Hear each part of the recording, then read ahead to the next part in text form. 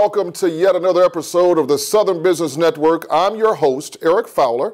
And of course, here at the Southern Business Network, we are always trying to promote small businesses, civic and social organizations. And I've got a very special guest here with me this afternoon with an organization that's very near and dear to my heart. We've got the Boy Scouts of America, Mr. Philip Wright, who is actually the Assistant Scout Executive. Pretty snazzy title you got there, Mr. Philip. Absolutely. Welcome to the Southern Business Network. Thank you, Eric. Thank you. We're very happy to have you with us. So, Philip, you and I were speaking a little bit off air about the fact that the Boy Scouts of America has taken things to a whole nother level. Yes. In the sense that while you still maintain your foundational approach with the organization, you are really stepping things up into more of a 21st century way of operation. So kind of explain to our viewership what you all are doing. Yes. So what we realize is that boys today, youth today, see the world in a different lens. And so what we decided to do as a council here locally is realize that we need to have a better footprint when it comes to STEM education.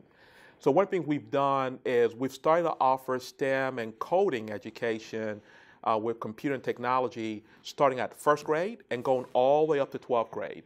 And we realized that with our partners here locally, we can get anything done. We can bring technology, education, and STEM education to children in today's world in the way that they see the world today, which is, for example, if you take a regular smartphone, you take a second grader, you take even a 5-year-old can take a smartphone and run circles around a smartphone. Absolutely. And so what we decided to do is in scouting is, yes, we have a certain system and merit badges and activity badges, but why not go even further and allow for our youth today to get more training in an activity that they want, and they're already doing. They're already doing it. They're already doing it. Absolutely. They're already doing it.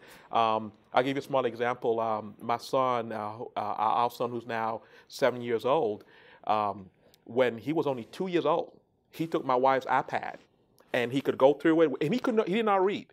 But he could take that iPad and he could figure out where the Beatles were, he could figure out where the music was, and he literally knew how to operate it.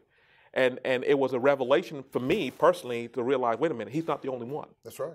He's not the only one. So our children, they're telling us, we want more technology, educate us, because if you're not, we're going to get it some kind of way. Some way. And we'd rather have them in a controlled environment where they can actually operate within those parameters. So that's awesome.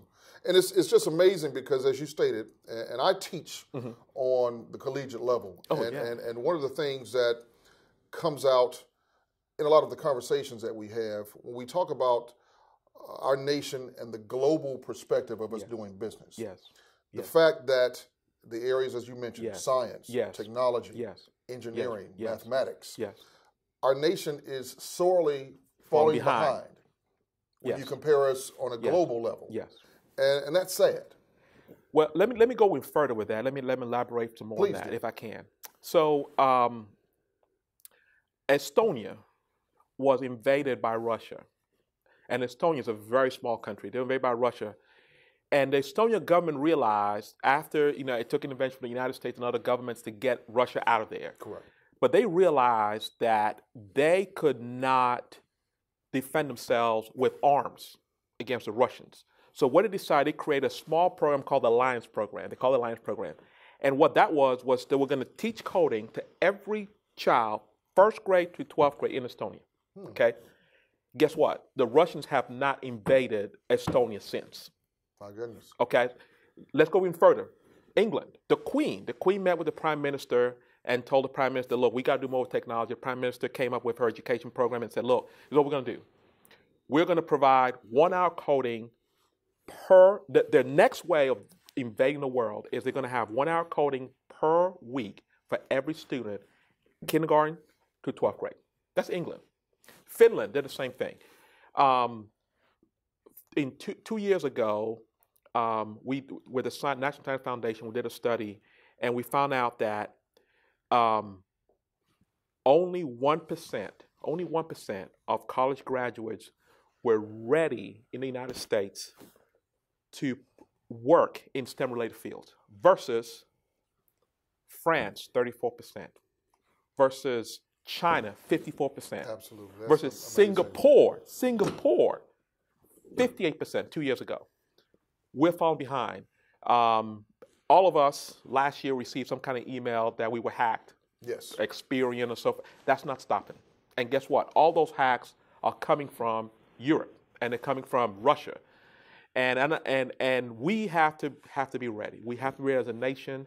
And education, STEM education, is one of the ways in which we can get back on top and defend ourselves, because it's coming. Absolutely. It's coming. It is. And so it's already here. It's already here. Yeah. We were talking about this earlier. We met with CSU. We've been working with CSU for the last 2 years now.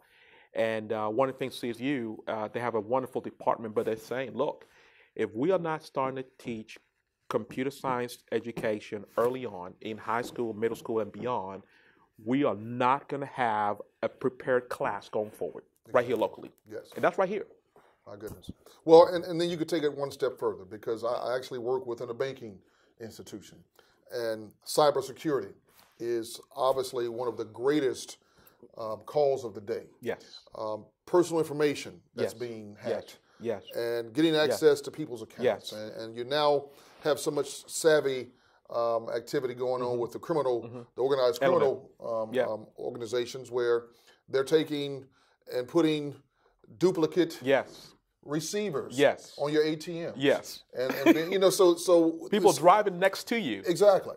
In your car, getting your information. Exactly. So it's we have become a society where if you're not involved with technology at its highest point, it's a dangerous situation for you and your family. It is. The National Science Foundation estimates that the next 50 years, 50% of the jobs in America will have some type of STEM component in it. I remember just 10 years ago, if you had relatives getting Social Security check, it was a paper check. Correct. You no longer get that anymore. That's right. I mean, it literally, technology is taking over our society, and we're falling behind. We're falling behind. So, as it relates to Boy Scouts of America, yes, sir, it's obvious that you all are stepping your game up. Yes, I'm very happy to hear that. Yeah, and it's not just you know, setting up tents, having campfires, correct, and, you know, correct, and learning to do knots, even though that's still by principle, correct, a very necessary. Correct. Piece of foundation that in which you were founded. Sure is. But to know that you are taking things to a whole nother level, and I think it only speaks to the organization in terms of your relevance. When we talk about membership with your organization, correct, have you seen exponentially over years? Has there been a decrease in that facet? Yes. Or so there is a need for. So we have seen a 40% decrease nationally in membership. Why do you think that is? It is. We have a huge nation. When Scout, as a matter of fact, this month was celebrating 100 years as an organization, and 100 years ago, when you were a little boy, that's all you did. Yes. You grew up, and boom, that's the only thing. Over the years, families are bombarded with more and more activities. So, if you even look at Little League football or baseball, almost every youth organization is suffering the same decline, as a nation, So what we've decided to do locally is say, look, we're not going to let that stop us. We have to go even further. We have to find ways. We've been very blessed here. We cover 15 counties. We've had 4 consecutive years of growth. And we'll continue that trend. And one of the things that we do differently here, I believe, is that, our membership is year-round. We work with our partners, our churches, our schools, and we do things a little differently. For example, just today, we had a middle school that contacted us and said, look, we need an RTC group called and said, look, we need some help with drone education. Well, guess what? We have that component. So we were able to go to a school and offer drone education from 11:30 to 2:30. And all 108 students got exposed to drone education and technology. Now, what does that do for us? Of those 108 students, they're being exposed to scouting a different way. And now we know that's another organic way of recruiting, because now, we have students that are interested in another area of another career. And so we have an exploring program that is for teenagers, boys and girls, basically from 14 and above. And so we have a program for them. They can opt in and say, look, I want to be a part of this. And those are the things that we're doing differently. We know that if we just stick to one way of doing things, that's a sure way of being a dinosaur that's going to fall over. Absolutely. We have to continue to improve and change and adapt and put in the values of scouting there, but then show the leadership. Absolutely. Show the leadership. You have to reinvent yourself in a lot of ways. We have to. We cannot be complacent because our society is changing. Our society is changing. Every day.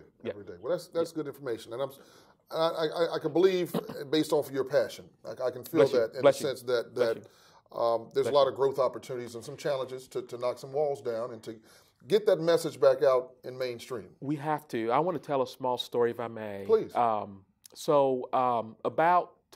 65 years ago, my father was an orphan, lost both his parents. And literally he was walking home one day from school, and the scoutmaster saw him and said, young man, come and join my Boy Scout troop. And he did. Now this is 65 years ago. He joined the Boy Scout troop. He was in there only for 2 years. And in those 2 years, there was one merit badge that he really enjoyed, which was engineering. Well, he honed in on that engineering merit badge, and he went on to become an aeronautical engineer. Wow. And then from that focus that he got as a small little boy when he was only 12 years old, and married my mom, and they made sure that we as children we were focused on getting a college degree and on graduating, starting and finishing. And so they had 4 kids. My sister became a doctor. She's in California right now practicing medicine. Then it's me. I went to Southern Miss in Hattiesburg, and I got a degree in architecture, engineering, technology. And then my other 2 brothers, one went to Louisiana Tech, Ruston, and got his degree in engineering. And then my other brother went to MIT, and he got his, he's a professor now at Iowa State, and got his PhD in engineering. And all of that because of the opportunity that my dad had 65 years ago with one little merit badge. And I tell that story because that's the story of STEM now. We were able to, our superintendent here in Phoenix City, we have a saying, I would say, we can STEM our children out of poverty. You drive around and poverty is pervasive, but guess what?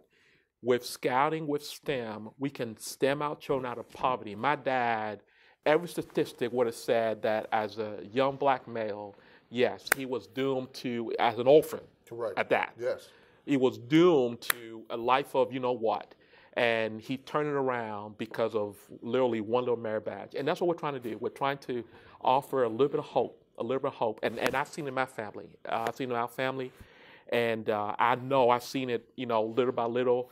And I can tell you more and more stories that. Sure. But it hasn't changed. That component has not changed. But it's just that, like we talked about earlier, that direction. Correct. Can we direct a child in the right way? And they'll find their way. And one of the beautiful things about STEM and coding today is it's organic. It literally is organic. We've seen small groups, and I want to talk a little bit about program and how it's structured now. So in our STEM program, literally you can come in as a first grader, and we have a STEM program for you. Literally, we can teach you how to code. So that curriculum is already yes. We have a curriculum. We have a curriculum, and it's a fluid curriculum. So, for example, you can come in the first grade, and we can put you working with our Lego robotic team, basically, and in our Code.org program curriculum, which we have from Code.org. Then you can go all the way to 3rd grade, and we can put you with our Sphero robots. And Sphero is a robot where now you're learning how to code on a tablet, but then you're using a robot, and so you're able to operate that robot and learn physics, learn math, different concepts of math and science with a robot. Then we move even further, and the beautiful thing about this is now what we've seen is that 80% of what youth are doing with that robot, they remember because they're doing it. They're doing it with their senses. That's right. They're not just being told. They're reading, comprehending, and applying the concept. That's right. Then from 5th grade to 6th grade, we have more coding that we do, also with Lego Robotics and with Code.org. And then from 7th, 8th grade, we come back in also and offer some more Sphero lessons Where now it's a little more scaled up. We're working on Pythagoras and different concepts. And then from 8th to 12th grade, you're doing more either Lego robotic or code.org and so forth, or drone robotics we have as well, coding. And so we basically have an opportunity for a young boy or girl to do coding from the time they start all the way to 12th grade. And there is always something different, age appropriate, and more importantly, they're able to take those concepts and maybe they're the next person that would build an app. Correct. You know, yes. that might be something useful. Maybe it's the next person that's going to build a website that we could use, you know, for 1 or 2 or 3 or 4 agencies that need help with that. So just giving youth the opportunity to do that, and then just let them go, let them show what they can do. I'm loving the fact that you have given indication that using the example of your father. Yes. And I think that's a perfect example. Yes. In the sense that you gave that gentleman who, right, that scoutmaster. Right, that scoutmaster, yeah. He planted a seed. Right, sure did. He painted something on the canvas of his imagination that says, let me show you a different route. Right. And it just, he was exposed. Right. And it builds from generation to generation. Yeah. And the fact that, and I think I've heard it stated in so many different facets of life, that all it takes is that one seed. Yes. All it takes is that one seed. And it could determine the route that an individual will go. Yeah. And I like the fact of what you all are doing in terms of technology, because not only is it sounding very educational, but it sounds like fun. It is. It is fun. It is fun. At the end of the day, it sounds like fun. It is. It's not brain surgery. It is. No. I mean, but it's you find yourself obviously because of the exposure that you're gaining with robots. Right. With drones. Right. I mean, that is the wave of where our society, the future's going. Yeah. You know, so everything that's at your hands, it's a fun operation. It is. Now let's talk a little bit about, because some of the myths that we hear about scouting. Yes. It's expensive. Okay. That's what there's a huge cost that parents will have to incur. Getting their children involved. Yeah. Are those truly myths? Yeah. How does that? So I'll give you an example of of our family. So my wife and I, we have our son in baseball. Okay. If your son's in baseball or whether it's in Pee Wee football, out front, you're paying for a uniform. I mean, I remember just to sign up this spring, it was $95 off the bat. And that's before the fundraisers. And it wasn't just one fundraiser, right? It's 2 or 3 fundraisers, right? Yes. And then by the time you're done, you're looking at, wait a minute, so for 3 months, right, I'm paying almost $150, $200, something like that. And that does not include your time. Practices 4 days a week, that's right? 4 days a week. And your son's only, 8 years old, right? So we look at scouting, okay? And with scouting, yes, there's an upfront cost, yes. If I tell you it's only $33, that's not the whole cost. That's just the registration fee. Then, you do have a book that you have to, that really, if a boy has a book, a handbook, which is about $14, $15, and registered for scouting for a whole year, right? That boy can take that little book and start earning his badges along the way. Now, one of the things that we're teaching scouting is earn your way. If you look at the scout law, scout is trustworthy, loyal, helpful, friendly, courteous, kind, obedient, cheerful, thrifty, brave, clean, and reverent. We have that thrifty in there because we want young scouts to know the value of paying their way. Yes. Now, our son, my wife's son and I, who is only 7.5 years old, at school, when it's time to pay for his meal, guess who pays it? I don't pay it anymore. He does. Wow. He takes, whether it's cash or a check in the envelope, he knows that if I'm going to eat today, I got to make sure I turn that envelope in. That's right. Right? So, yes, he's learning that through scouting, but we're reinforcing it. He knows that, okay, when the pack that he's in with right now has a popcorn fundraiser or a discount card fundraiser or camp card fundraiser, that he's a part of that. That he shows up in the morning, gets dressed on Saturday morning, and he's out there, selling popcorn, right? Right. So what are we teaching them? We're teaching them that, life is not give me, give me, give me. It's what are you giving back? Correct. You know, how are you contributing back to society? So in scouting, when you put all that together in scouting, you put that package together, yes, you have to pay for a uniform. Yes, you got to pay for camp fees and so forth. But if you look at the family around you that helps you, that teaches you, you're with your fellow friends, and then the value that you're learning of, you know what?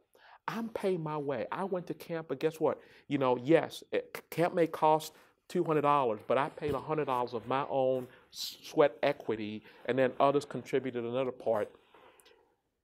You, as a child, no matter how young you are, it starts registering little by little, little by little. And then if you stay there, what we've seen, if a boy stays in scouting and does that for at least 5 years, what we've seen, Eric, at the end of that is this. Boys that stay in scouting at least 5 years, that's where they get Eagle Nod. Graduate at a 91% rate from high school. That's nationwide. Exactly. They go on to careers that are credential ready and earn incomes of $60,000, $70,000, $80,000.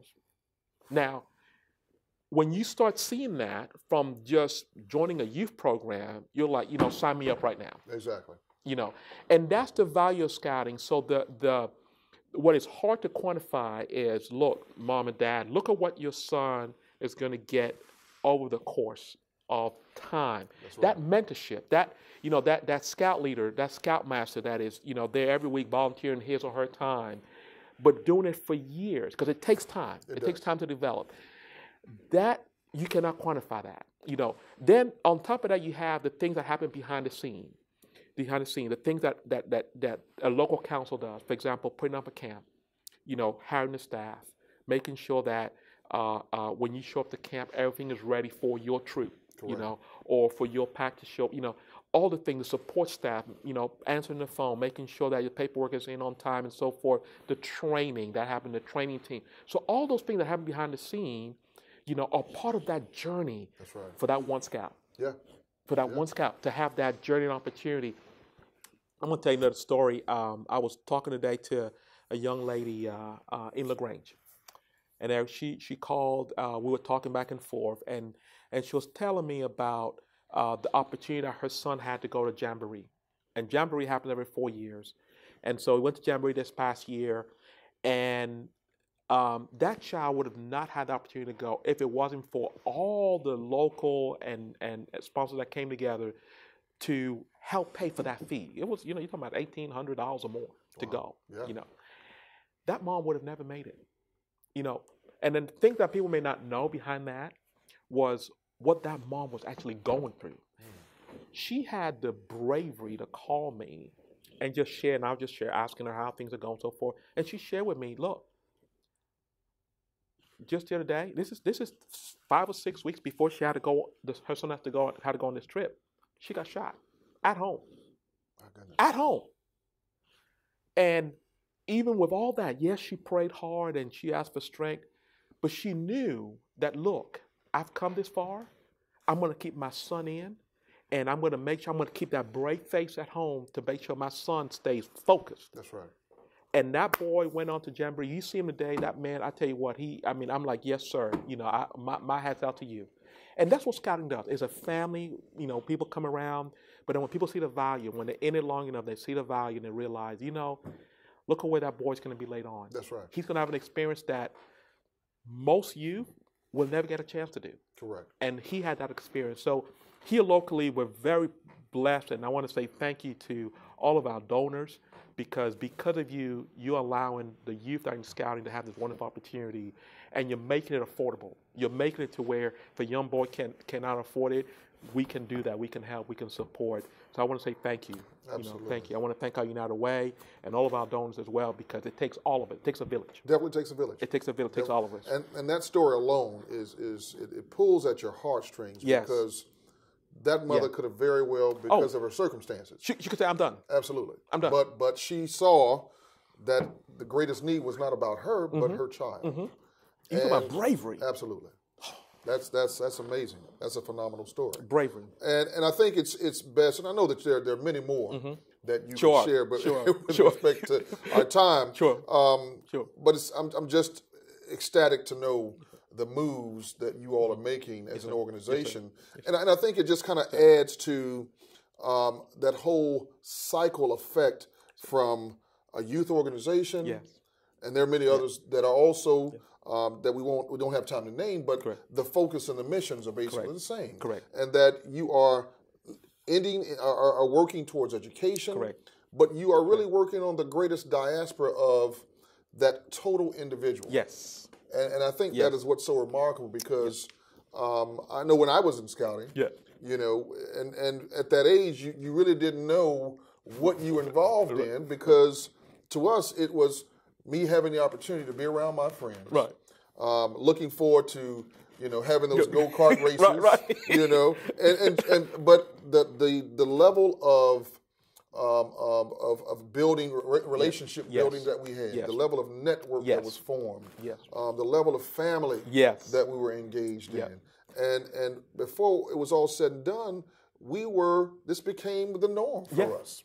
And again, it just kind of goes with the notion that, you know, you are involved, you are exposed, you are truly engaged. And I really want to just take the opportunity to thank those that were before me who served in my Scout Masters troops and so forth back in Tuskegee. That thank you for you know, instilling some things in me, and I didn't know I was even experiencing them, you know. So that's the beauty in it all. That's the beauty in it all. Well, Philip, I'd like to ask, you know, if there's someone with our viewership that is interested in getting in contact with you personally, just to hear more about scouting, how can they get in contact with you? Real simple. All they have to do is they can do Chattahoochee Council. Chattahoochee Council. If they go to our website, I'm right there. They can call our office. My phone number as well is on the website, and as well as my email. All they have to do is contact us. Just call, hey, ask for Philip. You know, I'll be glad to talk to anybody. You know, And what is that website specifically? Chattahoochee/BSA.org.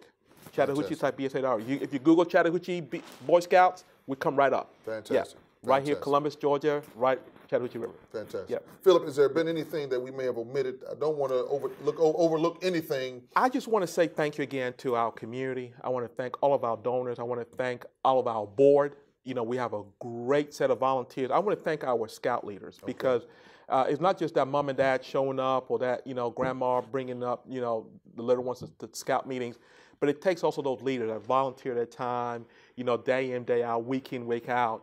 So I just want to say thank you. I want to say thank you for what you do for scouting, for keeping that candle. Absolutely. For keeping that candle lit. There you go. And our charter partners, you know, we couldn't do without you. So thank you. Thank you. Philip, thank you for coming to the Southern Business Network. Thank you. And networkers, if you want to have your business, civic, or social organization right here on this show, please reach out to me, Eric Fowler. My direct number, 706-718-9752, or you can email me at fowler_enterprises@yahoo.com. Stay tuned for other episodes to come up right here on the Southern Business Network, East Alabama's premier show for small entrepreneurs, civic and social organizations, right here on our side of the river. You all take care till next time.